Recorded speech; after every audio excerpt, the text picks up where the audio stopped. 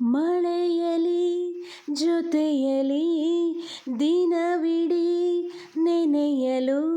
ಈ ಥರ ಗಣೇಶ್ ಅವರ ಸಾಂಗ್ ಕೇಳಿಕೊಂಡು ಇವತ್ತೊಂದು ಸಖತ್ತಾಗಿರೋ ಸ್ಪ್ರಿಂಗ್ ಆನಿಯನ್ ಸೂಪ್ ಮಾಡೋಣ.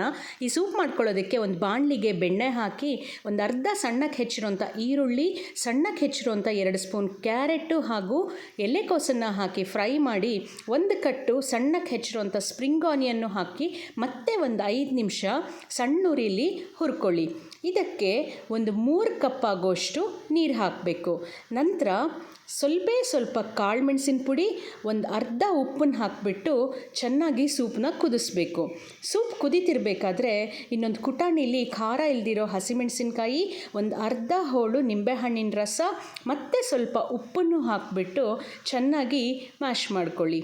ಈ ನಿಂಬೆಹಣ್ಣಿನ ರಸನ ಒಂದು ಸಣ್ಣ ಬೌಲಿಗೆ ಟ್ರಾನ್ಸ್ಫರ್ ಮಾಡಿಕೊಂಡು ಈ ಹಸಿಮೆಣಸಿನ್ಕಾಯಿ ಬೀಜನೆಲ್ಲ ಆದಷ್ಟು ತೆಗೆದಿಟ್ಕೊಳ್ಳಿ.